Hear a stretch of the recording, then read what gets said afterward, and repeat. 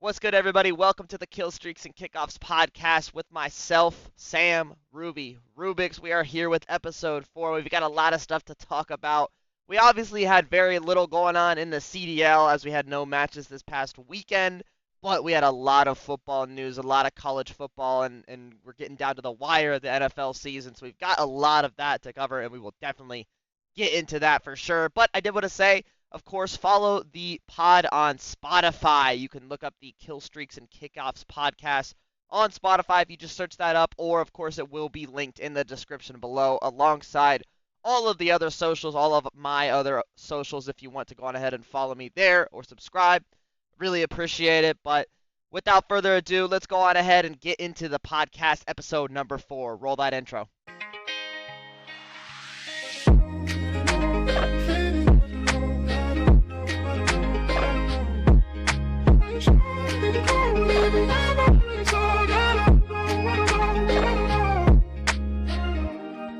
All right, so like I said, we do not have a whole lot of changes here for the CDL. There was not like any huge news or any big changes to like rosters or anything like that. But we do have some information here on the map pool that I wanted to jump into, and that was kind of my main thing that I wanted to hit here in terms of the map pool. So we got an official update from the Call of Duty League here. Hacienda is in for all 3 modes. We knew it would be in for at least Search and Destroy and Hardpoint. It looks like they did go on ahead and put it in Control as well as that 3rd game mode. We previously only had Protocol and Vault officially in the map pool, but it will be in all 3 modes. The controversy surrounding this decision isn't the fact that Hacienda is in. However, it was not voted on by the players, the maps that it would be replacing. And I think that's where a lot of people are getting kind of hung up on and not exactly happy with the way that that was handled. What it's going to be replacing here is Rewind, Search and Destroy, and Rewind Hardpoint. So I guess it was removed here because it was supposedly the most vetoed map in the first 2 weeks of matches, and I don't know, so I'm sure somebody did research to fact check the CDL on that, but I'll take their word for it. But I don't think that's where the issue comes from. Like that may be true. Rewind may have been the most vetoed map in the entire map pool through the first 3 weeks, but I disagree with that being grounds to actually remove the map from the map pool entirely. Just because a map happens to be the most vetoed map does not mean it's objectively the worst map. And why that is because team bias and situational vetoes based off of what teams are good at what map and who aren't and who isn't, that's why maps get vetoed. It's not necessarily, oh, we all collectively agree that Rewind is a bad map, so we're just going to veto it. No. Teams aren't thinking like that. They're thinking, is our team good enough to play this map against that other team, or is that other team not good enough or too good to play us on this map?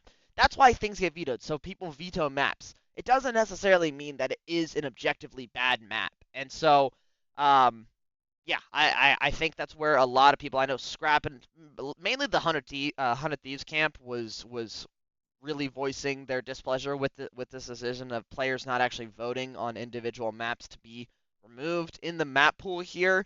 So I think that's where a lot of people were kind of pissed off about it. I think rightfully so. Like I said, I don't agree with that logic of removing simply because it was vetoed the most. And it was also only the first 2 weeks. So, like that could have totally and completely changed. We had 2 weeks of online play to base our opinions off of there, and I don't think that's enough to just like look at statistics only and not get a voice of the players here, which is what it sounds like the CDL did with this map pool. But it is what it is, and I will say that all being said, I do think Rewind was a bad hardpoint. Personally, I don't think it was a great hardpoint map. I think it just played really weird. When like a lot of the inside fights, I think that P1 is just terrible, to be completely honest. There was just like, yeah, there's just no room. You're all constricted in there. Felt weird, and then the rotations and the spawns. I don't think Rewind was a great hardpoint map, so that may have been the one that they removed anyways.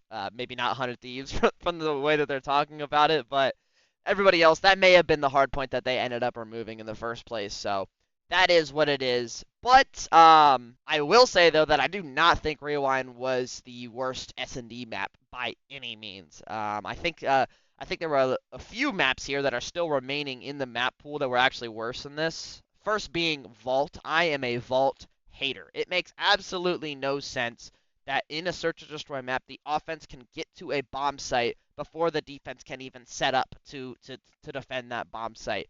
With pretty much no, like, you don't need to cross because it's in a hole. It's literally in a hole. So there's no like crosses or where you could pick people off and read routes. And I just think Vault is a overall terrible search and destroy map, and I think that should have been out before Rewind. Personally, that's my opinion. I know a lot of also people don't really like Skyline as a search and destroy map, and I totally get that as well. It's kind of a bang out, and there's just not a whole lot of strategy with Skyline in my opinion. It's a little bit smaller, and we know the hard point on it is a bang out. I think it's good to have like a bang out map in the hard point map pool.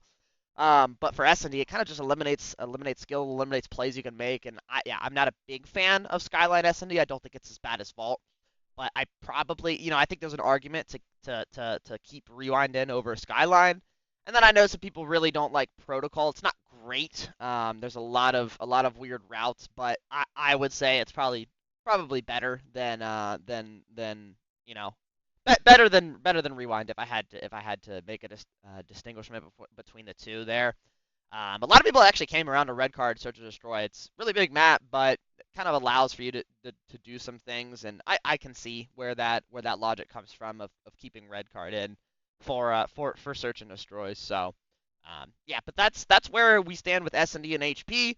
Hasi will also be added to Control as an additional control map. It's not replacing because, like I said, we only had Protocol and Vault in the pool previously. So it's just going to be added in to that map pool, which I guess makes sense. I think the pros should kind of look for a better control map or a map that plays better on Control than Hacienda because it really doesn't play all that great, to be completely honest. So I don't know. I think they should kind of like genuinely test. I don't know what they've tested or what they claim they've tested, but there has to be a better control map in the pool to at least give us three that we can feel confident playing on and making vetoes on. And yeah, I don't know. I don't think Hacienda plays particularly well in control, but it is what it is. I do agree you need to have at least three control maps just based on the way that the veto system works and how it works for veto and we picked that last map there. So the way that control vetoes work, I think there needs to be three. So I get that. I think there has to be better maps than the way Hacienda's playing right now, but I don't know if that will actually happen. But that's control. I mean, overall, Hacienda Hardpoint and Search and Destroy is significantly better than the majority of map and mode combos currently. So it'll be good to have that in the map pool here. I really think they should bring in more just like Black Ops 4 maps in general. I know I personally didn't play Black Ops 4, but I know a lot of people talk about how the maps on that game were very good and how this game plays a lot like Black Ops 4 did. So it just makes sense to include or bring back a lot of maps from that game if we can to this game. And like it would make sense just seeing how something like that would play on Omni movement, and as you've seen, Hacienda plays well in this game, and I don't think that was much a surprise to people. So that's kind of my take on the Hacienda change here. I think it's good. I think Hacienda plays well and will be good to have in the map pool at least for Search and Destroy at a hard point. I think we should get more BO4 maps in this game if possible because I don't think the map pool is necessarily great by any means right now. Currently, after the first 2 weeks and after the first Season 1 Reloaded update, right now we'll see if there's any more DLC maps that come in the future that may be better, but I don't know. But that's where we stand with the map pool, and that's pretty much the only thing that I can think of here that I had written down that has happened with the CDL this past week here. But again, we've got matches returning on January 10th, so I think we've got about we'll have another episode or two without a whole lot else going on in the CDL here. But once those matches get back, we will, of course, be diving into those. I'm very excited for that. And if anything happens in the meantime, in the next week, or any more news, or map related, or player team related, of course we will definitely cover that in the next episode. But for now, that's all I've got for you guys on Call of Duty and the CDL right now. And we'll go on ahead and transition over to our football segment. We've got a couple special guests joining us, one returning and one additional. So we'll hop into that. Well, now we'll move on to the football side of things here. But first and foremost, we want to introduce our guest that we have this week. First off, we have a returning guest, Noah. Yeah, I'm glad to be back. Pretty exciting week. I know you touched on last week. COD might be a little bit down, but we had a lot going on for college football. NFL's definitely changed a bunch. Tons of stuff have happened. So I'm just excited to get into it. Yes, indeed. Yes, indeed. It was very exciting for college football, especially, and then even NFL. We've got games going on right now as we speak, or wrapping up as we speak here. So a lot going on in the football world, but we've got a new guest this week as well. I'll let him introduce himself and let everybody know who he is here. Take it away. Hi, everyone. I'm Nick. Thank you so much for having me. And I'm excited to be on the podcast here, talking football with you guys, college, NFL, a lot of playoff topics to talk about. A lot of scenarios changing here and there, but I'm excited to be here. Yes, yes, yes. And we are excited to have you, Nick. I figured, we're bringing in the expertise. Last week went well with me and Noah, so we figured we'd see how it goes with another, add another mind to the to what we talk about here, and just kind of, get some additional insight on these topics here. So without further ado, we'll hop into college football, and like Noah said, we had a huge week. I'll go on ahead and switch the cam over. Perfect. So I've got a bracket here in front of me of what the whole college football playoff is looking like right now. We had a huge week, a lot of games, 4 games total that we got to watch and indulge in, and I kind of wanted to kick it off here with sort of like a dialogue about what a lot of people have been talking about these games and about the fashion of the teams that won these games and the teams that lost these games. And so first and foremost, I wanted to come out and say that we need to quit this retrospective narrative after the results of the first round that we saw, that the teams that lost didn't belong there. I think every single team that was in this position or that qualified for the college football playoff deserved a spot and deserved their place there. I think 3 lost teams need to stop bitching and start working on winning more games. I don't think if you lose 3 games and you win 9, you don't qualify for a conference championship. You need to quit complaining about not making the college football playoff, because teams like SMU and Indiana did their job in the regular season, and that's why they deserve to be there. And so, yeah, I mean, they handled their business, and I just think we need to stop acting like they didn't and that other teams deserved a spot over them. Obviously, retrospectively, knowing that they lost, sure, hindsight is 20/20, but we need to stop acting like it would have been any different, or even if it was any different, that it should have been that way. And I don't know. I'm gonna jump into some examples and make some points on this, because I've got some notes here written down on some specific things or comparisons that I do want to make. But I don't know what your guys' thoughts are on this. If you guys agree with like the teams that were in there belong to be there or not. I'll start off. I think I agree with you 100%. So the thing that people kind of can't realize right now, that this is a new format. So this is the first time we're getting this.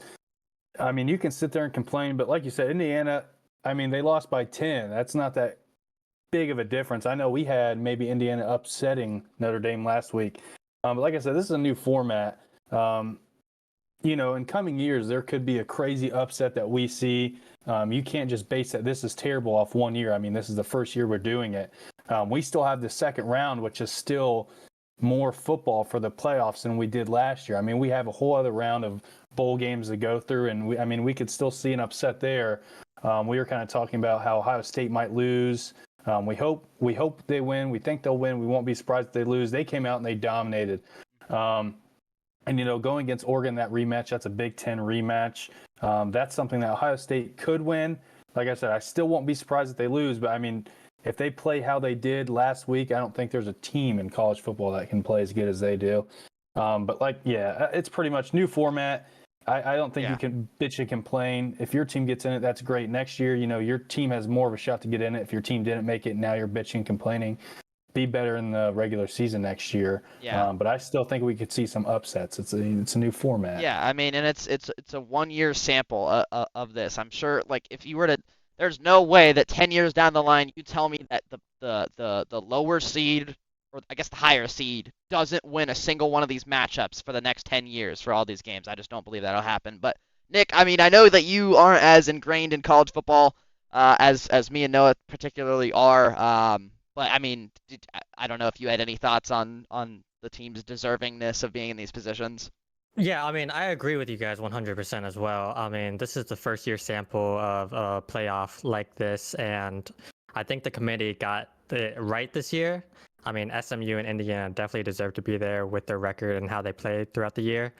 And I can see the argument that some people are making, Alabama over SMU, but quite frankly, at the end of the day, Alabama did not do enough in the regular season to be there in the playoffs. So even though SMU, got dominated at Penn State, they 100% deserve to be there. So did Indiana. And I know we're going to dive into those games a little bit later, but I think that if Alabama was in that place with SMU, they would still get dominated at Penn State. And that's my opinion, because Penn State is a good team this year. Yeah, I totally agree.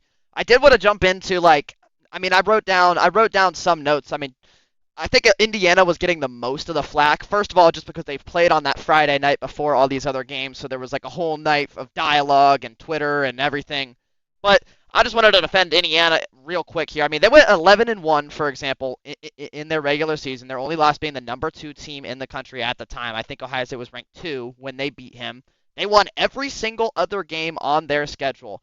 Mind you, they quite literally scheduled both members of the national championship last year in Washington and Michigan this year. So they played and beat both of those teams this year. It is not their fault that those teams were somehow terrible. I mean, the following year after contending for a national title.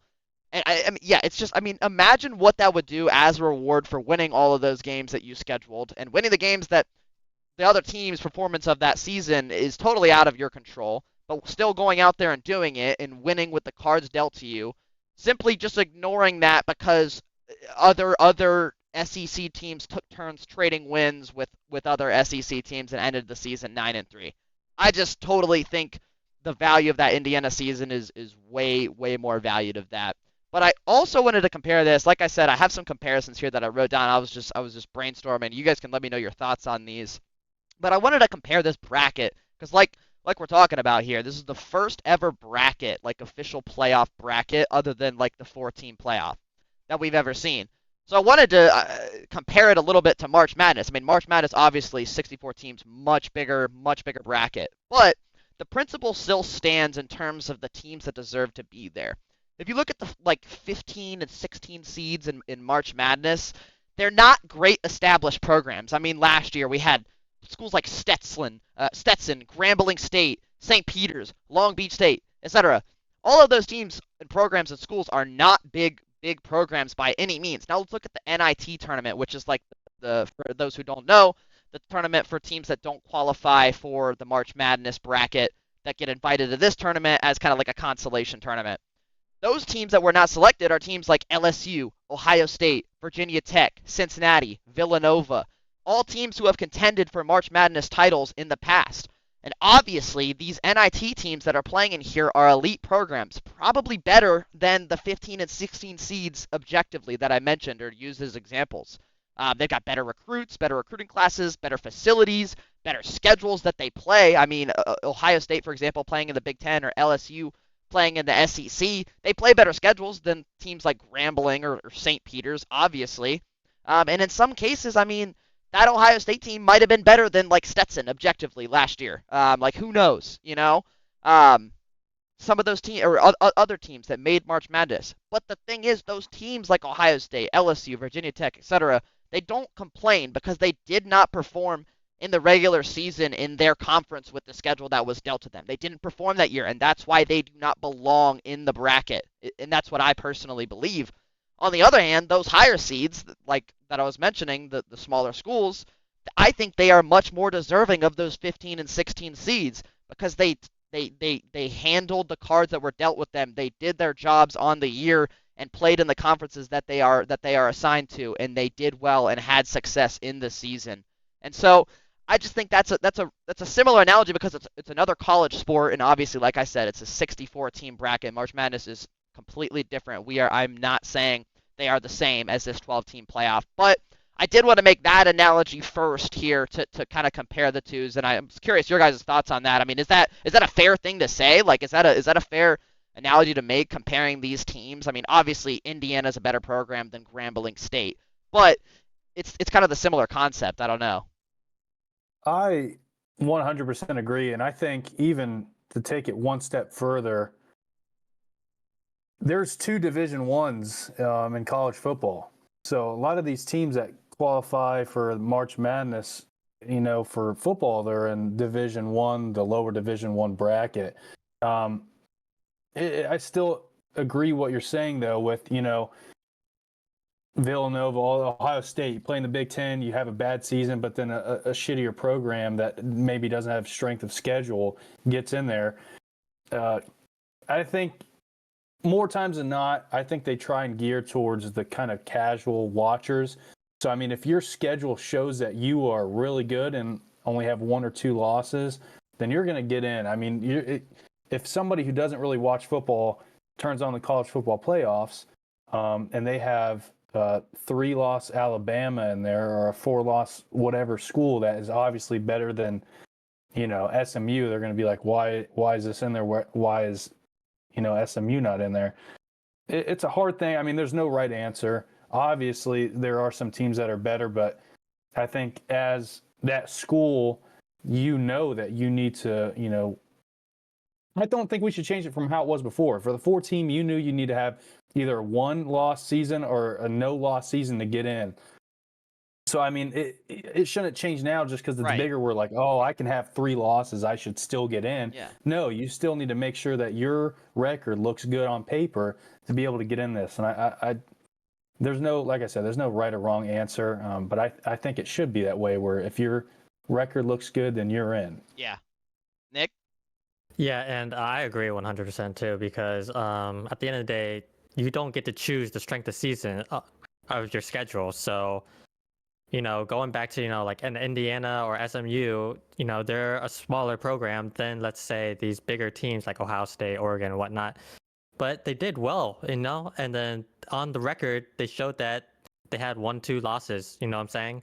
So you cannot put a team that has 3 losses or, let's say, over them. But I can see, the argument between that, like, Alabama, who had the 3 losses, but, one being unranked, and then I'm not sure about the other 2. Do you know? Well, yeah, I mean, one was to Tennessee. That's kind of why I said, like, trading losses is like, it felt like the SEC this year just like kept taking turns beating each other. Correct. Like, Bama beat Georgia, Tennessee beat Bama, so on and so forth. Right. So, yeah. So that one, loss to, was it Oklahoma, correct? Oklahoma and Vanderbilt were two unranked losses for 2 Bama. unranked? Okay, yeah, then that, if they had 3 losses, but let's say the losses were in a top 5 ranked teams, would that be a different story here? I think it definitely begs the argument, but then it's like they would need to have like top wins as well to counteract that, Yes, to show that they can at least hang and go back and forth with the big dogs. But yeah, I mean, and that just wasn't the case this year. I mean, they had a couple ranked wins, but I mean, only 1 ranked loss and falling to other teams like that, and that was kind of the story as well for like South Carolina and Ole Miss too, who also kind of were there on the cusp of the playoff. Right.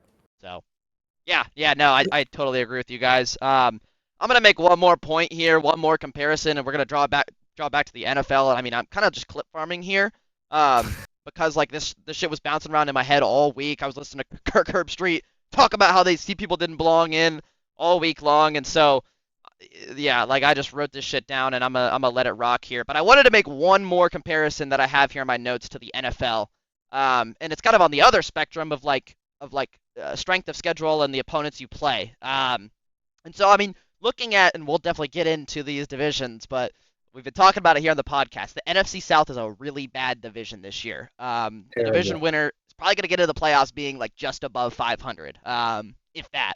Um, so since their division is so bad, I guess we should just not let an NFC South team get in, right? You know, it's like that's so crazy. That's not the case. That we would never do that. I mean, the argument you'd be like, I mean, the NFC North is really good. This would clear up a guaranteed spot for like all three of those guys to get in, and they're definitely better than all the South teams. I mean, you got the Packers, Vikings, and Lions in there. That's just ridiculous. Like we would never do that. Or I mean, or look at the AFC South. Like the Houston Texans are easily in first place right now. I mean, they just got their ass beat against the Ravens, but they're still easily in first place currently as we're speaking because their division sucks. They've already clinched it. So it's like with this argument that like Bama should be in. So I guess with that logic, should we just leave the Texans out because it's not fair that they get to beat up on the Jaguars, Titans, and Colts 6 times a year, right? Like no, that's not how it fucking works. You handle your business on your schedule, everything in your control, and this is how you earn the right to play in the postseason. That's how the NFL works. It's not a new concept, and I don't know why. I mean, kind of similar to like what Noah was saying was like I don't know why the concept and the criteria has seemed to change from what we were seeing in the 4-team playoff. Like we've added more teams, but it's still you have to handle your business in the regular season. And so yeah, that's kind of just the point I wanted to make here with comparing it to the NFL. But that's all I want to talk about in terms of that after the first round. I'm sure the dialogue will go away as we move on and forward in the season as the years move on as well. But yeah, those are just our thoughts on it. Not a whole lot else to say on that, but I do want to hop into the results here of each game. And yeah, we did see a lot of blowouts, but we also kind of got a lot of answers on these teams and what these teams are looking like. So first things first, we'll hop into the Clemson versus Texas game here, and Texas beats Clemson 38-24. I thought this was the closest game out of the games this weekend. I mean, Clemson was down like one score, and they just needed a stop to get the ball back in the fourth quarter and potentially go and tie it up. But then they gave up like a 77-yard run to Texas's running back, and that kind of put him out of the game at that point. But I don't know. I think it was still relatively close. I don't think we saw a great game from Quinn Ewers in this game. It's 17 for 24, 202 yards, a tutty, and an interception. I don't think we saw anything like super impressive from this. So after this game, I still don't think that Texas is a contender. I don't know what you guys think of Texas or their longevity in this playoffs. I mean, I'm not super convinced on them. I guess I will speak on that a little bit. I am going to kind of disagree with you on Texas. I still think that Texas can go a long way. Now, I know you said them beating Clemson didn't really prove much, but I mean, Clemson, even though they didn't have a great season, I mean, Clemson has been proven to be a good program. And Texas has just been absolutely dominating people this season. I mean, it's been fun to watch. Like you said, they did lose to Georgia, but I know they didn't play a ton of ranked teams. But man, I feel like they played really well. I still have hopes for them. I don't really follow Texas too much, but just from kind of hearing things and you see things, it's an aura, and it's aura. It really is an aura. Like Texas has an aura around them this season, and I think it is their quarterback. And I mean, even going into next year, I think Manning taking over is going to make him even more scarier. I know he played a couple games this season when their starter went down, and he didn't play too bad. He played pretty good.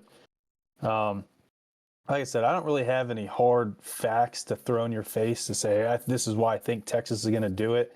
But it's just a feeling about Texas. For some reason, I still think that they have the legs to make it all the way. Yeah, I mean, no, I definitely think this Texas team is like an objectively good roster for sure. I think, I mean, I know that the passing attack has kind of been like Arch Manning has played in more games as well, like not being the starter. Like they'll throw him in. I mean, I don't know what he did against Clemson. think he just ran the ball a couple times. Yeah. So I mean, I don't know. Yeah, I think this is an objectively good team. I'm just not exactly sure with the last few games if they have the momentum they need to make a playoff run. I think that's more of what it is and more of what I think. Well, I mean, they're going against Arizona State. Yeah, I don't yeah, think there's. I mean, even if they don't make the championship game, I think they at least make Final Four. I mean, Arizona State is one of those other teams where you can go. Alabama is possibly better than Arizona State. Arizona State doesn't really have. I mean, UC Bearcats have made a college football playoff and a 4-team over Arizona State, if that's saying anything to you. I mean, Arizona State, I feel like probably has better facilities than UC. I feel like they have probably a lot better recruiting, but they've never done it. I mean, Arizona State is a really known college. This is kind of the first time that they've really had their name out there. We're like, okay, that's possible. And I still think Texas is better than them. I still think there's some teams that didn't make it that's better than them. Not saying that they didn't deserve it. I think they deserve to be here. But I think Texas at least makes the Final Four. And I mean, going against Oregon, going against Ohio State possibly. I mean, I'm not saying that's a for sure game their way because obviously I want Ohio State to win the whole thing, and I think they can if they play well. But even Oregon's been scary, so it's going to be tough for them to get there. But I think they at least make the Final Four. Yeah. I think I'll adjust mine and say I could easily see like a Final Four run here, and what I would say my point is that I don't think that they can win it all. I guess technically, I mean, like I feel like if they ran into Ohio State, Oregon, Penn State, even Notre Dame right now, I just don't think that they can hang with them. But I think they can like make a run potentially to the championship. I'll adjust that. I just don't think that they'll have what it takes to cap it off. Nick, I don't know if you have any thoughts or knowledge on Texas. Yeah, so my question is we know that Texas has a overall good team, correct? Yes. But my question is, game on the line, are we trusting Quinn Ewers to make a difference to win a game? And in my opinion, I don't think so. I think Quinn Ewers is a competent quarterback with a good surrounding cast around him. I don't think he's a game-changing quarterback that can win you a game, especially a big game in the playoffs. But I could be proven wrong, definitely in the future here. But that's how my opinion on Quinn Ewers is, and as a upcoming NFL prospect coming into the draft. Yeah. Yeah, no, I can see that as well, for sure. Do you mind if I touch on that a little bit? Yeah, the one thing I will say about him is last week, if you would have said Will Howard is going to absolutely dominate Tennessee, not just win, dominate Tennessee, I would have said, Will Howard? Who the hell is that guy? He can't win big games. Like, he doesn't win big games. He's not like that. I mean, we beat Penn State this year, which was a big game. But the Oregon, the way he slid at the final moment to make us have that loss, Michigan just not showing up, which is, like we've said before, in my opinion, bigger than the college football championship if we make it there. I mean, you need to beat Michigan. He didn't show up, and he showed up this week. So even if he hasn't really showed up before, I feel like college is so crazy, so much different than the NFL. I feel like the NFL, you can kind of expect what's going to happen. I mean, you can be shocked, but you kind of have a good understanding of what this quarterback's going to do. I feel like college, it can just change week to week. I mean, he could come out next week and he could up his draft stock, so much more. Yeah. So I mean, I think it really all depends. Yeah. No. Sure. No. We'll see. We'll see what happens here with Texas. I'm very curious to see. I mean, because like you mentioned, yeah, they got Arizona State this week, and we'll talk about all of our picks on that. But yeah, no, very excited to see what happens with Texas. But let's move on to the Ohio State-Tennessee game. And like you said, this was an absolute beatdown. Tennessee was never really in this game. As an Ohio State fan, this is one of the most comfortable watching games I have had in a long time against like a top-tier opponent. In quite a while. So that was very refreshing. I think Ohio State looked like a completely different team than they did in the Michigan game. The game plan looked completely different. They had like a good balance of the run and the pass, and what I mean by that is they were running the ball when you are supposed to, and you're passing the ball and taking shots when it makes sense to. So I think that was great to see. Jeremiah Smith is just a grown man. I mean, that guy is a dog. He had 6 catches in this game. This guy's got to be touching the ball like 10 times a game. I'm sorry, personally, but still, it looked better at least trying to get him the ball more this time. And yeah, I mean, D-line, and defense in general. The D-line got some sacks finally. It was great to see that at a big game. They were getting pressure there. So that's something I know a lot of people have touched on. And yeah, I mean, just overall, I think the team looks angry and played like they are a top 2 team in the country, like I personally believe they objectively are. And yeah, I think they looked really good this week, and I think proved a lot of people wrong, but also just kind of answered some questions for not necessarily like I wasn't a doubter, but more so answering questions that I had about the team and that I was unsure about. But I'll let you guys take it away. I will say I'll keep this one short.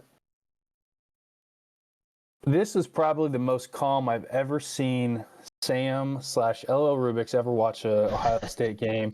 I've watched a couple of Ohio State games with this guy, and man, he gets really, really into it. I've seen him be very, very pissed off. I've seen him be very, very happy, and I think this is the first time I've ever seen him just kind of be fine the entire night. So it was a sight to see. I mean, I ended up leaving early because I had work the next day, but I will tell you, I only didn't miss felt anything. comfortable. You didn't miss anything. I only felt comfortable early because, I mean, it was, it was only into the second half or second quarter. And I mean, it was already kind of like decided. Like if it was a closer game, things are kind of on the line, probably would have just ate the bullet and stayed and watched. And I watched it on my laptop when I got home, but I mean, it wasn't something I needed to really kind of be there for because it just felt, I had no worries really is all I can say. I mean, it was an unbelievable showing. Genuinely, not even just biased. I think if Ohio State plays the way they did the rest of the season, just like that, I don't think there is a team that can beat them. But Ohio State has proven again and again that sometimes keeping that unbelievable play is hard to do for them. Right. And I mean, yeah, we'll talk about Ohio State, Oregon, and what we think on that game. But yeah, no, I thought it was really good, especially after like the first two scores. That it was just really comfortable after there from that. But Nick, any thoughts on this game? Yeah, I have no thoughts. I'll just let you guys, the OSU fans, take care of this here. Yeah, I mean, there's not a whole lot to say about this game. Ohio State really just had their way, and I didn't expect it to be this bad. I think, like we said last week, Ohio State is the better team, and they came out there and showed it. But they showed it in flying colors here, so super excited with that one. And like I said, we'll talk about what's coming up next for Ohio State. But first, we want to discuss the Penn State SMU game. And again, with this one, this was probably the biggest blowout of the weekend, if you wouldn't consider this one or the Ohio State Tennessee game the biggest blowout. If that's not it, then it's this SMU Penn State game. So there's not a whole lot to talk about, other than the fact that I just thought SMU looked outclassed. But they also looked kind of like flustered and unprepared for the moment. And it's hard to play in Beaver Stadium in Penn State. That place is rocking, like I said it would be. A couple episodes back. We saw that with two pick sixes in the first half in this game. So from that point on, I mean, it was like Penn State's going to run away with this thing unless SMU pulls some magic out of the hat or whatever. Other than that, though, with this game, I did want to mention, and we'll talk about the rushing attack and the passing game for Penn State as when we talk about their upcoming games, but it was only rushing touchdowns for Penn State in this game, which I thought was interesting, other than obviously the two pick sixes here. But yeah, I mean, their rushing game is looking really good. Definitely want to get that passing attack tuned up for making a run, but they looked like clearly the better team here against SMU. I agree. I'm not going to speak too much on it. I feel like there's not really much to say. Like, I don't want to say, SMU had a chance. SMU's this. It was closer. And I mean, there's not really much to say. You got beat bad. I'm just going to kind of leave it at that. I mean, it's nothing like exciting that we can talk about. We're like, oh, this happened. I didn't expect this to happen. This happened. I mean, we both picked Penn State last week to win. If it wasn't, I don't think we specifically said it, but if you couldn't tell kind of by our tone of our voice, our cadence, I mean, we were pretty clear that it was going to be an easy win for them, and it was, and that's all it was. Yeah. Nick, anything? Yeah, I mean, SMU had a lot to overcome going into this game, and playing at Penn State against just the overall better team, you just really couldn't overcome something like that unless something magical happened. Yeah, no. And I mean, like I said, with the whole monologue at the beginning, I still think SMU deserved this shot to at least go in and try and win this game. And um, yeah, they just weren't able to get it done. Unfortunately, this time around for them. But yeah, that's SMU Penn State. So Penn State moves on, and then I guess it was the first game of the weekend, but the last game we're talking about here, Indiana Notre Dame. And again, this one, I mean, I know you mentioned earlier they only lost by 10. I will admittedly say it was more of a blowout. It was like 27-3 with like 4 minutes left or something like that, and then Indiana kind of started cooking up some last minute magic, but obviously wasn't able to get that done. Indiana's offense just really wasn't able to get anything going the whole time. I don't think their defense looked too terrible. And I mean that really speaks to, again, like they can defend these top offenses and top opposing teams. And I think they showed that here in this game, that defense did not look bad in this game. But I mean, if you don't have the offense to go with it, and that can compete with teams like this, then you just can't give up 27 points if you expect to play like that. And they did. And so, yeah, I don't think also this is to discredit. Notre Dame is looking really good, really solid, defensively, and I mean offensively as well. They look decent, but I think their defense has just been looked really good in this Indiana game, and I think this Notre Dame team's on a roll. I'll talk about them later when we look at the next round matches, but I'm really impressed with this Notre Dame team right now. I don't know about you guys. I was surprised. I was wrong last week, and I will admittedly say so. I thought Indiana was going to steal it away. I was saying again and again, Notre Dame doesn't really prove themselves in big games. I would say even though it was kind of a blow, I don't know, maybe you could say Texas and Clemson was a little closer, but I still thought this was maybe the closest game. It kind of just did feel battle. I mean, toe-to-toe, fighting every possession. I'm surprised they pulled it off. I'm still going to be a hater here and say I don't think that they can beat Georgia. If they do, that's great. Speaking of, because that whole side of the bracket, I mean, Penn State, Boise State, Notre Dame, Georgia, that's a fun side of the bracket. I mean, the other side, you got Oregon, Ohio State, who's both been there. Texas, they've made it in before, haven't they? Yeah, I mean, they were in last year. They've made it in before. Arizona State hasn't. But you got three teams that's been there before, and you got just teams down low that, I mean, obviously Notre Dame's made it. I don't know. I just think this side of the bracket's so much more fun. I hope Notre Dame wins, and I hope Boise State wins just to kind of have something different. I'm just kind of sick of Georgia right now. Penn State, I just think, has proved themselves. We'll get into that later, but I still don't think they're going to make it. I hope they do. I fought against them against Indiana. I thought Indiana was going to win. I'm still going to put them down and think Georgia's going to take them. But I still think that was the closest game in my personal opinion, even though it was technically a blowout to the late. It just felt more like a battle. Mm-hmm. Yeah. Nick? Yeah, so going back to the Indiana-Notre Dame game, Indiana does have a great defense, and they've had a great defense throughout the whole year. But the defining moment was definitely that Indiana pick near the red zone or in the red zone that turned into, afterwards, I believe, a 90-plus rushing touchdown from Notre Dame. Like I mean, yards. after that, I mean, the momentum was killed. I mean, you had a chance to go up against Notre Dame there, and you throw a costly interception. But, so it's unfortunate. I also had Indiana upsetting Notre Dame. But the way it turned out, it's been mostly a blowout until the last couple of minutes where they scored a couple touchdowns to end the game. Yeah, I don't know. We'll see what happens with Notre Dame, but I'm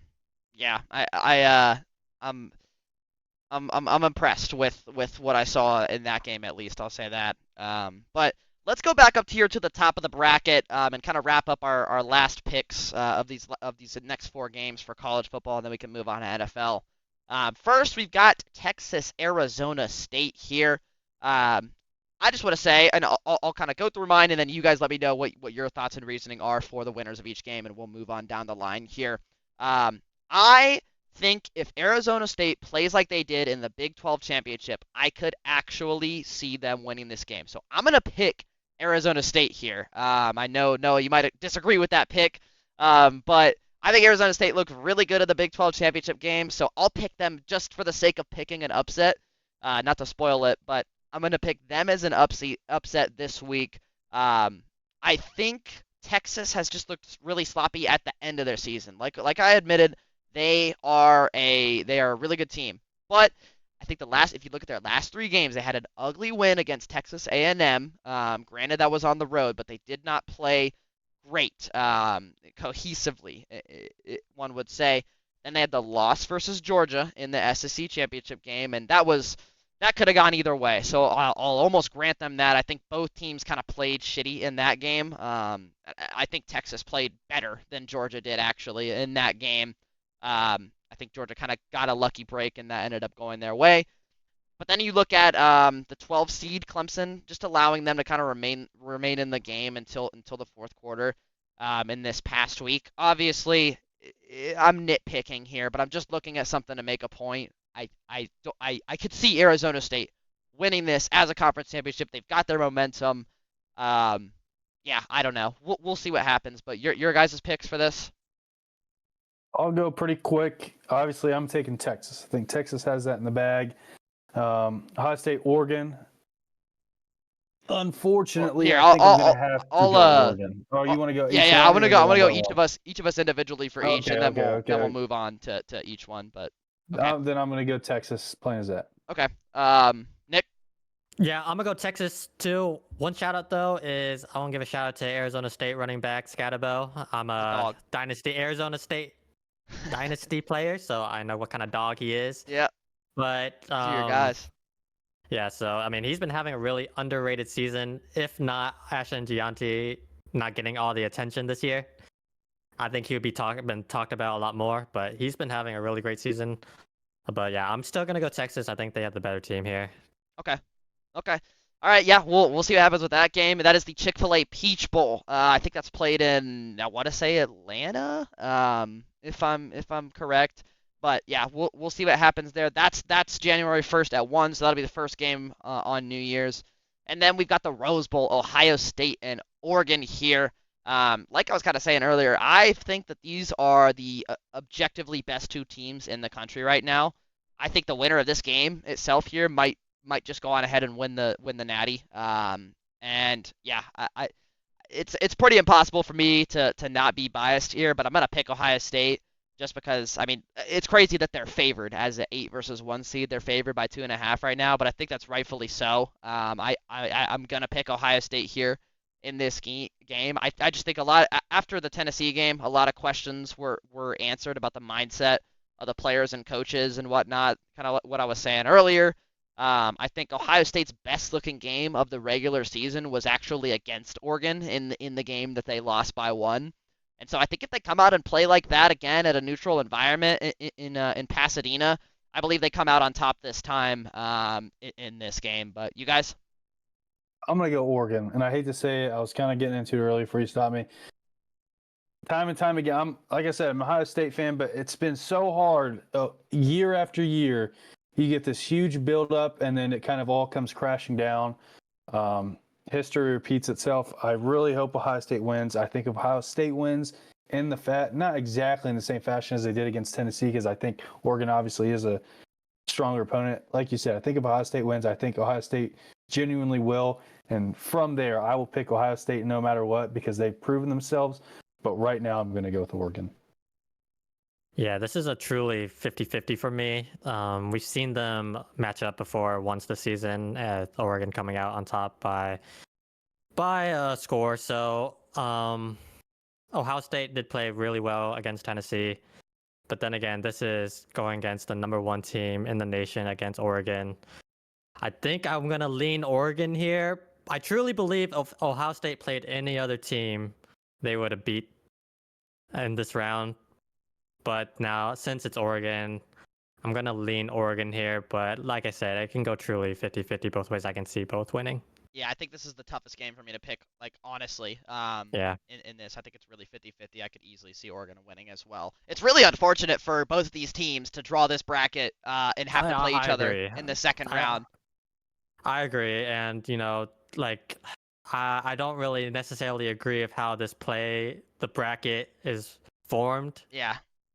But it is what it is, and yeah, this is truly upsetting for both teams, honestly, to meet each other at this seed. Yeah.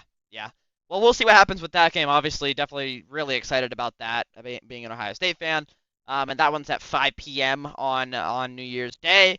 And then we've got the Fiesta Bowl here with Penn State against Boise State here in this game. I think holistically, Penn State is the better team than Boise State right now. They've got the better experience against the better opponents so far this year.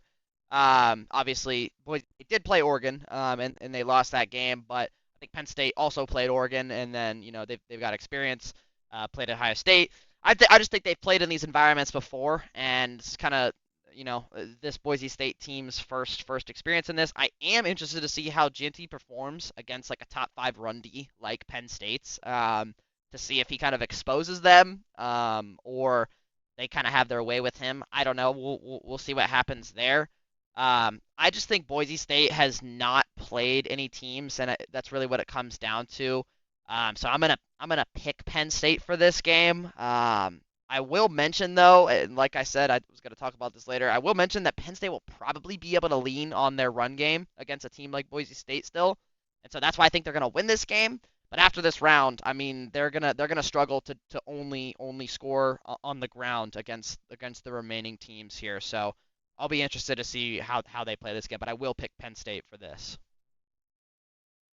I'm just not agreeing with Sam at all this week. I'm going to go Boise State. I think Boise State is going to shock a lot of people. I think they're going to prove that they deserve to be there. I think this is going to be the team that makes a run. I genuinely would not be surprised if Boise State makes it to the final out of this side of the bracket. Like you said, Penn State is obviously a more renowned program, has been better suited, but I think Boise State is still going to kind of ride the momentum that they've had this season to victory, and I'm going to go Boise State. Yeah, I mean, on paper, I mean, Penn State looks like the easy team to win here, but I am also going to choose Boise State here. I think if Gianti can keep going, which I think he has a chip on his shoulder after not winning the Heisman, should have that momentum. But I mean, if Penn State stops Boise State's run against Gianti, I mean, it's going to be an easy call for Penn State, but I'm leaning Boise State here. Yeah, honestly, I think that's what it's going to come down to be honest, on whether or not Boise State stays in this game or not. Yeah, we'll see how that Penn State run is. I think they rank 4th right now in the nation. I was doing a little bit of research. I didn't save where the stats were. I think they rank 4th, so I don't know. We'll see. I mean, Ginty is a generational talent, like I'm sure we've expressed our opinions on in past episodes. So excited to see that matchup of those two teams in the Fiesta Bowl. That is going to be New Year's Eve. That is the only New Year's Eve game. That's going to be a night game. So we've got that for the Fiesta Bowl, and then the last game of the second round here. We've got Notre Dame versus Georgia here. I'm going to go Notre Dame here. I think Noah's probably going to disagree with me again. So surely neither of us go for 4 for 4. I don't know. If one of us go 4 for 4, the other are gonna go 0 for 4. But I'll go into it a little bit. I think Georgia is without Carson Beck this game. He's actually injured, so they're not gonna have Carson Beck. I don't know how big of a difference it's gonna make for this Georgia team. But they're not gonna have their starting quarterback in this game. And like I was talking about earlier, they just haven't been looking that great, anyways, even with Beck. They've had a sloppy overtime win versus Georgia Tech there, the last game of the season. They had a sloppy win versus Texas in the SEC Championship, where I really thought Texas played like the better team in that game. And then I just think, I mean, Notre Dame has just been looking really, really good. Ever since the NIU loss, they've had 11 wins in a row since that game. And they have not won by less than 2 scores since September 28th of this year. So they have been having their way with every single team that they have been playing, for the most part, on that 11 win streak that they're on. And I'm going to pick them to handle Georgia here, but we'll see. Noah? Do I even have to say anything? Give me Georgia. I don't think Notre Dame has it in them. Georgia's favored. Besides, I don't know. I can't explain. I don't think Notre Dame has it in them. I didn't believe them against Indiana. I'm still not going to believe them against Georgia. I'm going Georgia. I promise you right now, if Notre Dame wins and they get to the Final Four, I'm not picking them. If they win that and they go to the championship, I'm not picking them. I don't believe them. I hope they prove me wrong, because I'd like to see them beat Georgia. but I don't think they will. I'm going to go Georgia. Yeah, so even without Carson Beck, I'm still going to pick Georgia here. They have Kirby Smart. But also, I can counter your argument with those sloppy wins that they still came out on top, even though they were sloppy. So maybe that gives you a second tail to that story here. But the Notre Dame is the least experienced in terms of coaching, so I'm gonna take Georgia here, even without Carson Beck. You might think twice about having us back on. We Okay, got well, both I mean, your I'm either guests gonna look disagreeing with you on every I'm pick. either gonna look like a absolute genius or an absolute idiot if either of us go for 4 for 4. Did you guys pick the same for these? Yeah, you guys picked the same for all four. We got the same for all of them. Okay, yeah. Wait, So wait, no, you take Arizona State or Texas? I took Texas. Okay, I took Texas. Yeah, Texas, Oregon. and then I got Oregon, Boise State, Georgia. okay, Yeah. okay. Well, those are our picks for college football. Then we will see what happens. It's gonna be, I think, a week from today is New Year's Eve. What? Let me pull up my calendar here. Okay, a week from today on Wednesday is New Year's Day, so that's when we'll see the 3 games, and then on Tuesday we'll see the New Year's Eve game there with Penn State Boise State. But yeah, that Notre Dame Georgia game going to be the last game on New Year's Day, and we'll see what happens. But I'm very excited to at least watch this. This is where we're going to see a lot more closer games, I think, personally, and we should see a lot better games in general. But that's all I got for college football. We're gonna go on ahead and switch on over to the NFL here.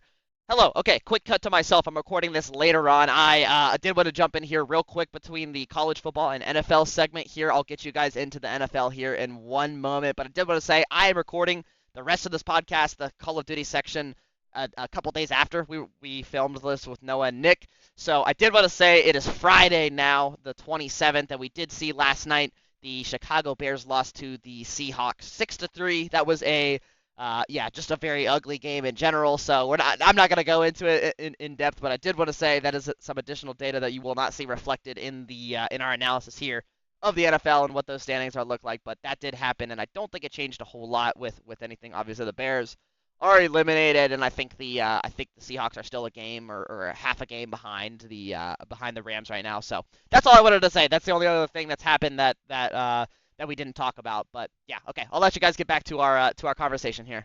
I'm gonna actually kind of switch the way that we do this. What we did in the past 3 episodes was more like go look at the games that happened each week. I think that just takes up way too much time. So what we're gonna kind of do is jump directly into like the division standings and conference standings, and then talk about what's happening in those, because we don't need to be talking about New York Jets games or Patriots games, for example. They're already out, and yeah, it just doesn't make sense to. But we'll go in division by division, see if anything happened, see if there was any division matchups, and yeah, I mean there's only 2 more weeks left of the regular season anyways. Yeah, it'll be, we'll go into depth of playoff games, of course, but for now, I think it's best to just jump into it like this here.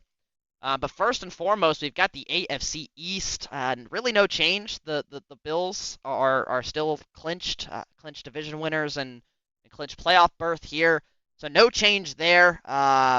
They've got this division wrapped up. I think the Dolphins do have. I wrote down exactly the playoff scenarios for these 7 and 8 AFC teams, but the Dolphins do have a chance here. I don't really want to spend a whole lot more time on this division until we talk about the playoff scenario, so I'm just going to move on without your guys' thoughts respectfully on the AFC East, unless you have something you really want to say about the Bills. No. Okay. Nah. All right. Now here's where it gets interesting, though. The AFC North. I think this Ravens-Steelers battle is very, very interesting. When I took these notes, they were tied here at 10-5. They've actually both played a game today. The Steelers lost to the Chiefs. I don't know what was the final score of that game. Does anybody? That was 29-10. Yep. Okay. Yeah. So that wasn't close. And then the Ravens handed it to the Texans today, like 30-something to 2 or something like that. So yeah, Origami, possibly. that may be a scoregami actually.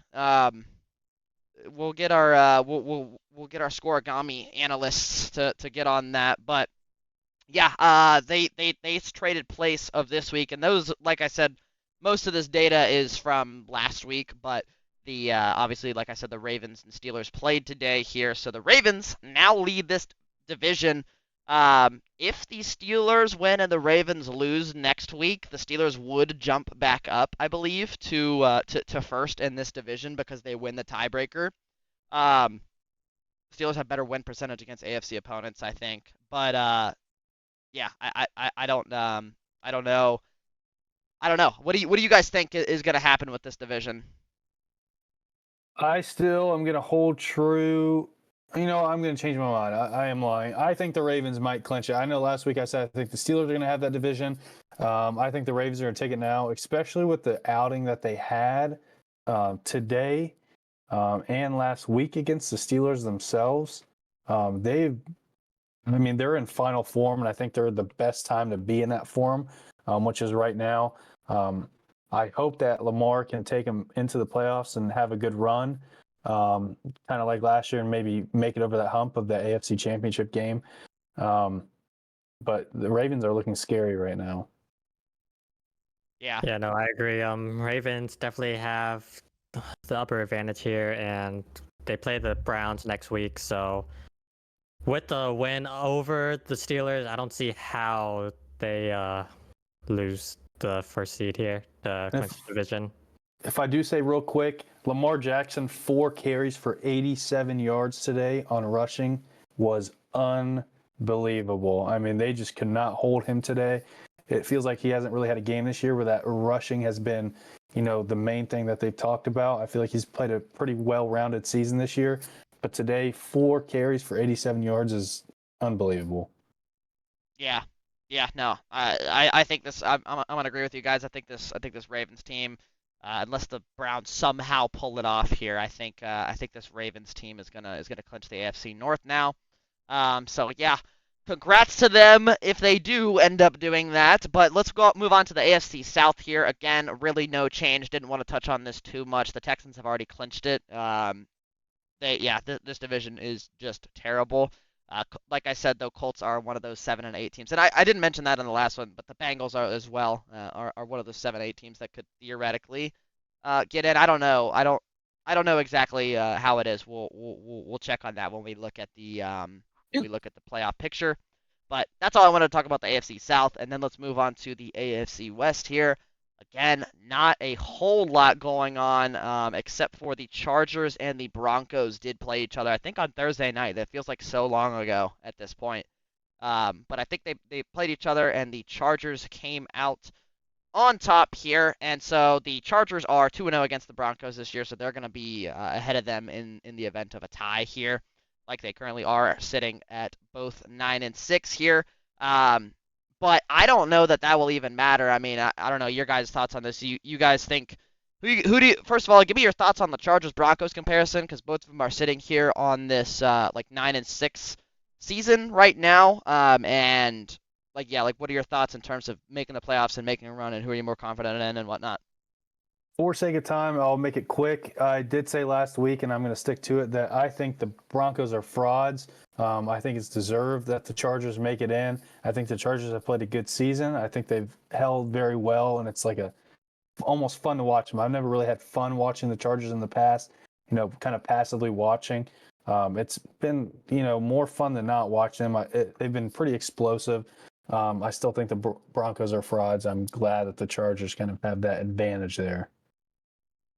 Yeah, I mean, before I touch on that, I just want to say that the Chiefs did clinch the number 1 seed officially after the win over the Steelers. Yeah, but I also agree. I think the Broncos are frauds, especially with a rookie quarterback going into the playoffs. I don't think they're going to perform especially well. Their defense has been a pretty good unit this year, but I prefer the Chargers. I mean, they're already 2-0 against the Broncos here in the year. But also they do have a more established quarterback in Justin Herbert, even with underperforming and underwhelming unit around him. Yeah, no, I agree with you guys. I think this Chargers team is the only other real deal, I feel, from the AFC West side of this Kansas City Chiefs, and like you mentioned, now they clinched that 1 seed in the playoffs, so that'll be nice, guarantee that bye. And then that's all I wanted with the AFC. Now let's get to the NFC here. This is what's more interesting this year, it seems like, in terms of teams qualifying and actual contenders and whatnot. Commanders take down your Eagles this week, Nick. Rough one there, but that was a close game. And Hurts went down in what, like early on, right? Yeah. Yes. So it probably had something to do with the outcome, of course, but this prevents the Eagles from clinching the division with that Commanders win. But I think like if the Eagles lose the next two and the Commanders win their next two, they would get in terms of like the tiebreaker. What would that go down to? They're 1-1 head to head. The Commanders would have a 9-3 conference record, and the Eagles would be 7-5. So yeah, the Commanders would win if that were to happen, but I highly doubt that happens here in the NFC East. What are your guys' thoughts on this? I'll let you take it, Nick. Yeah, so I just want to talk about the game real quick as an Eagles fan. As a super biased Eagles fan, the Eagles 100% deserve to lose this game, even without Jalen Hurts in the game. They had every ample opportunity to win the game, 5 turnovers. Kenny Pickett wasn't Jalen Hurts, but he did enough to win the game, and we just had a couple crucial mistakes, especially on offense, a couple drops that could have sealed the game there. But if Hurts was in the game, I think we would have won that game for sure. But we'll see. We'll have to see how Hurts progresses through the concussion protocol. Hopefully, he's able to play this week against the Dallas Cowboys, because if we were to able to play and beat the Cowboys, that means we could just rest our starters, because the number 1 seed is basically out of reach at this point, but the number 2 seed is basically clinched, so resting your starters before the playoffs would be pretty important. But if we lose both games, as you said, in the division, then the Commanders would win the division, which would affect the seeding there. But like I said, I don't see how that happens, especially going against the Dallas Cowboys and the New York Giants here. Cool. Yeah. I'll get your thoughts more as an Eagles fan as well when we talk about the general like playoff standings right now in terms of what your thoughts for the run are. But yeah, no, I agree here. I think the Eagles will wrap up this division. I don't know if Noah, if you want to comment on this particularly. Not really. I mean, I really do still hope the Commanders make it, just because I enjoy watching Jaden Daniels play. But I mean, I don't really follow the NFC East too much. Philadelphia Eagles. The only thing with them, I will say, is they are very hit and miss in the playoffs. They're either, very, very scary, or it's like a first round exit. I mean, maybe I don't follow them as much as Nick, so, maybe they have that second round where they lost and they won the first round. But it either feels like you're very scared of the Eagles, or they're 100% frauds. This year, I feel like the Eagles have proven themselves to be like very scary in the NFC. So I'm glad that they're in it, just to be able to watch that. But, not being a huge Eagles fans like Nick, I can't really say for sure my exact thoughts on what's going to happen. In my personal opinion, I think that they will make it, at least the NFC Championship. But I don't know if they're going to, have the strength to pull it out against the Lions, in my opinion. Sure. That's fair. Okay. Well, moving on to the NFC North here. I think this is probably the best division in football right now. You've got the Lions and the Vikings there at the top. No change as of right now. I think this is how it looked a week ago when we last did this podcast as well. But the Packers do clinch the playoffs with their win. Who they play? The Raiders? No. They play the Saints on Monday night. Yes. Yeah. So with that win, they do clinch at least a playoff berth, and that'll be that wild card spot.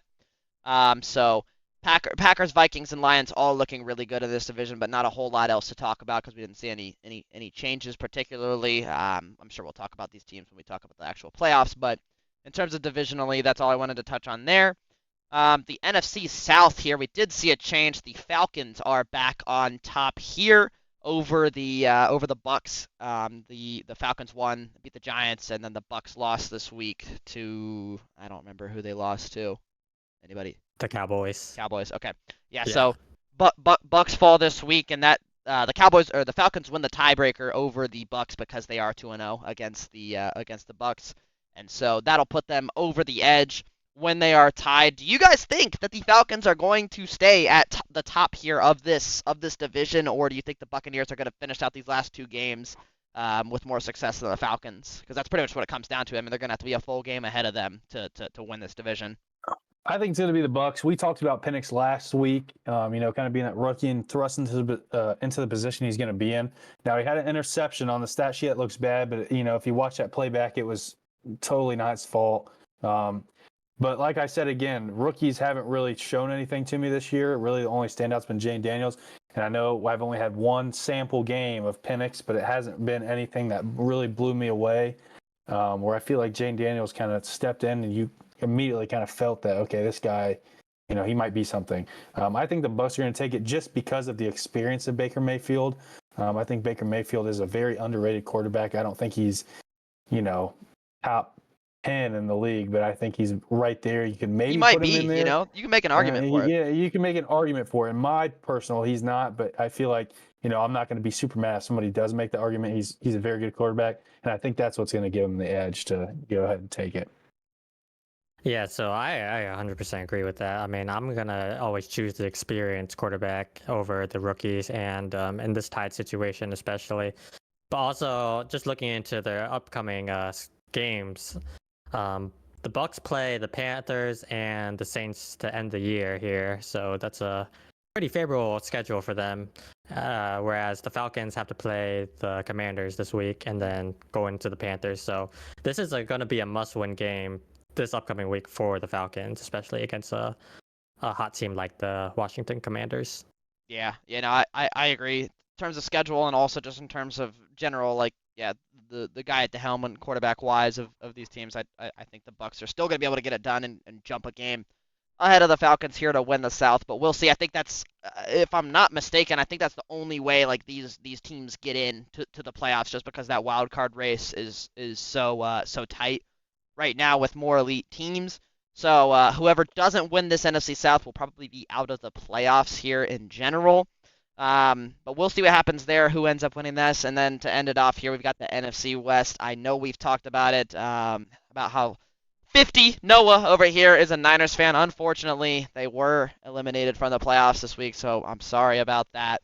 But we do want to look here at the Rams and the Seahawks, and are the Cardinals eliminated? I think they are eliminated from playoff contention, if I'm not mistaken. Yeah, okay.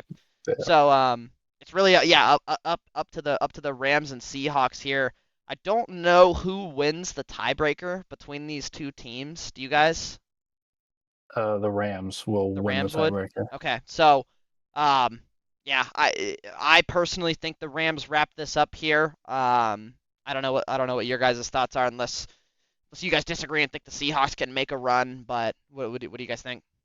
I will stick with last week. I still think the Rams are going to lock it up. I think the Seahawks are playing good, and Geno Smith has definitely kind of reinvented himself with the Seahawks. But I still think, Stafford and the Rams, they've been playing really good. I still think their record doesn't show or doesn't reflect how good they played this season, especially beating the Bills.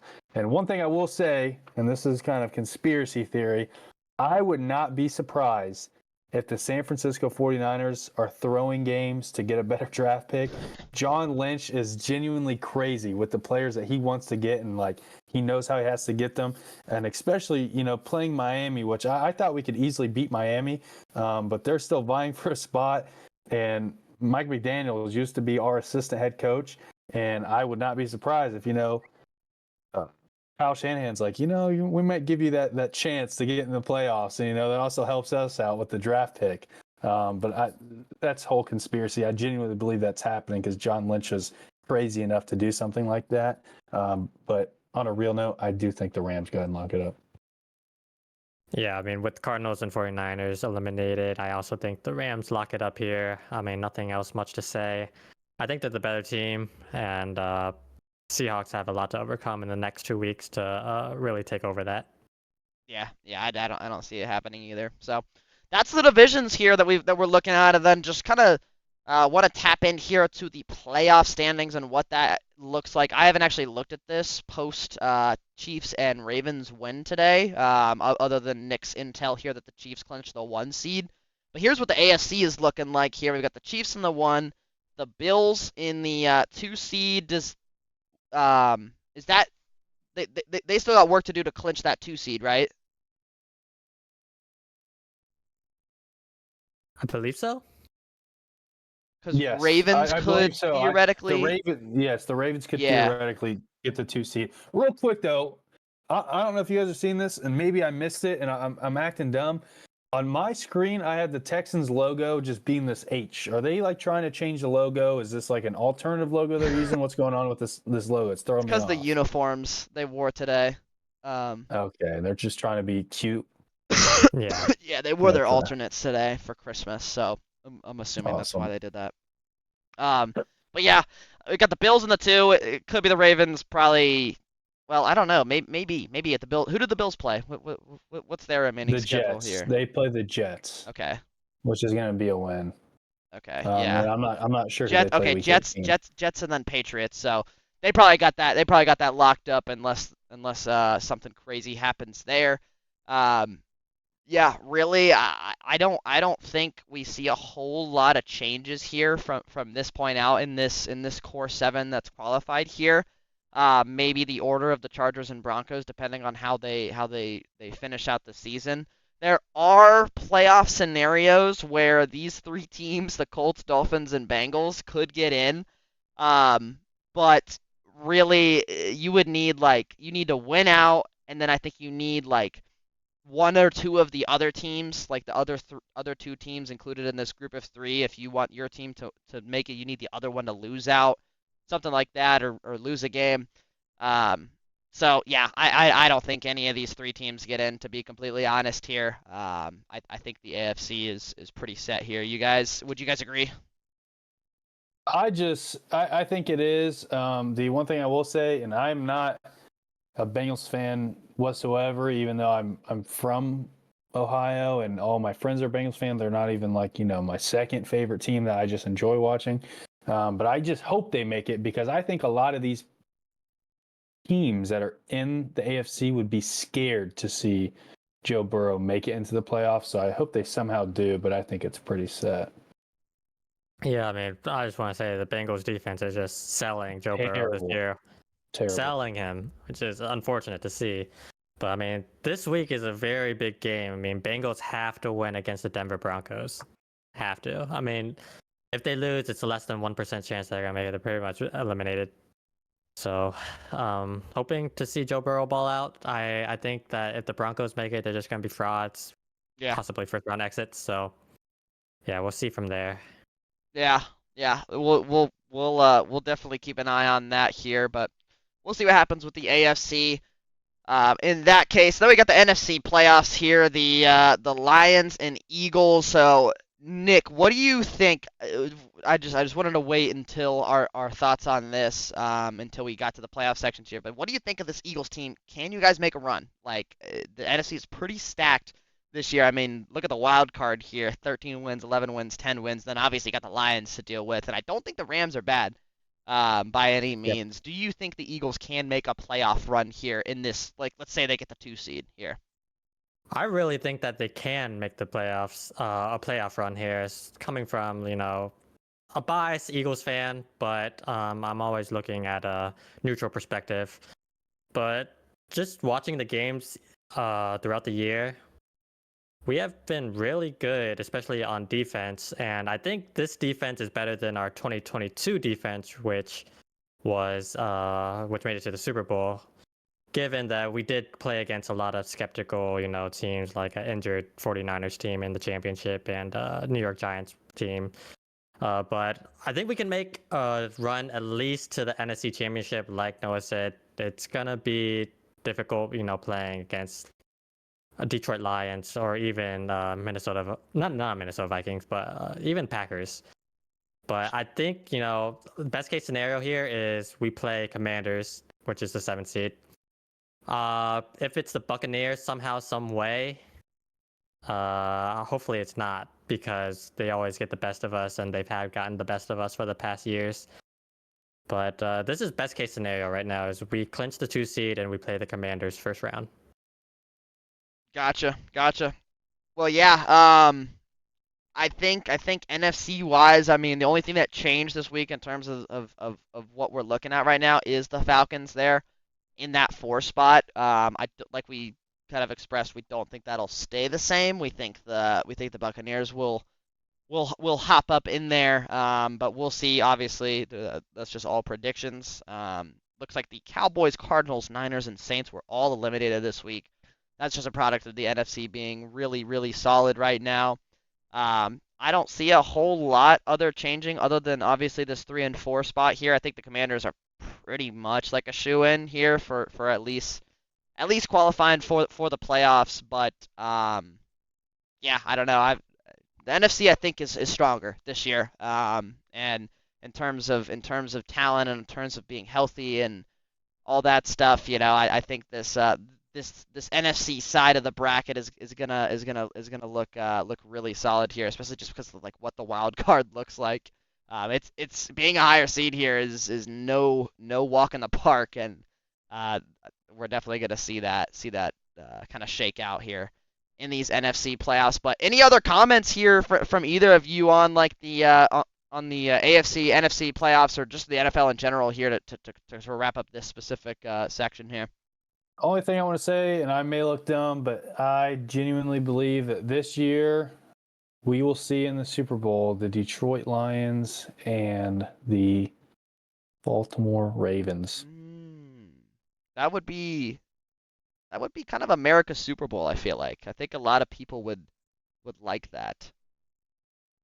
That's all I'm gonna say. I don't have really too much to say else about that. I thought I'd throw that out there, give myself, something to say if those two teams do make it. I think the NFL right now is generally kind of, at least for me, it's kind of boring right now because I know the 49ers are out and I don't really have a shoe in the game.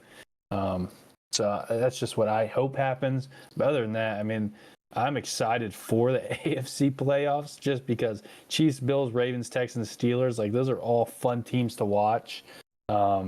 I like watching the Lions. I like watching the Eagles. I don't particularly enjoy watching the Vikings, the Packers, the Rams, any of those teams. So there's a lot of good teams in there, but not exactly fun to watch.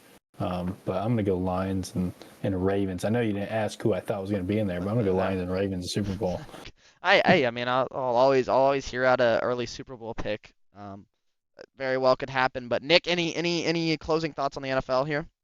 Yeah, it's just going to be interesting these next 2 weeks to see like these final teams that are in the hunt to see, if they can overcome obstacles to make it into the playoffs or whatnot, or teams that are on the bubble here. But yeah, the next 2 weeks are going to be important for some teams. I'm just glad the Eagles have clinched a spot here, and then hopefully they can clinch the division. Yeah. We'll see. We'll see what happens here. Like I was saying last week, I mean, this is a really, really exciting time in the playoffs for a few teams now, and we'll see who qualifies and how those final standings shake out. But yeah, that's pretty much everything NFL related here that I wanted to talk about. And thank you guys for hopping on here. I think we flowed really well and hit some good topics. And thank you everybody for watching. If you got this far. Did want to mention again, we are on Spotify. You can look up Killstreaks and Kickoffs Podcast on there, or of course it will be linked in the description below, alongside all other socials. Again, next week we're not going to have a lot of COD related stuff. We've got another week off. Let's see. Let's get a little check-in on how much time left we've got until COD is back. So we'll go through next week, and then we'll finally be able to. We'll probably have 2 more episodes with very few COD talk until after the minor, but. Won't have a lot to talk about there, so it'll be more football focused, reviewing these round 2 matchups here. We're very excited. We'll see how our picks line up. I'm very, very curious to see who looks like an idiot. It seems like it's gonna be me here. I'm in the minority, but I don't know. We'll see what happens. Are you up or are you below me? Which side are you on? I am right now to your. This way? Yes, that way. An idiot. Otherwise, that's everything. Anything else, guys? Happy to be here. I enjoyed having Nick on. Yeah, thank Yeah. you so much for having me. I mean, Joker. Dude. I de-doxed him. Yeah, it was good. I think we did well with these three. Well, yeah. Without further ado, I'll close it up here for everybody. Thank you for watching. Everybody have a happy holidays. We're recording this on Christmas, so by the time you're seeing this, have a happy. For you guys. Yeah. Grinding for you guys. Christmas recording. Christmas, working on Christmas Day, man. It's they don't pay us enough, I tell you. But Tough. yeah. Happy holidays. Happy New Year, everybody else. Take care. Peace out. Later.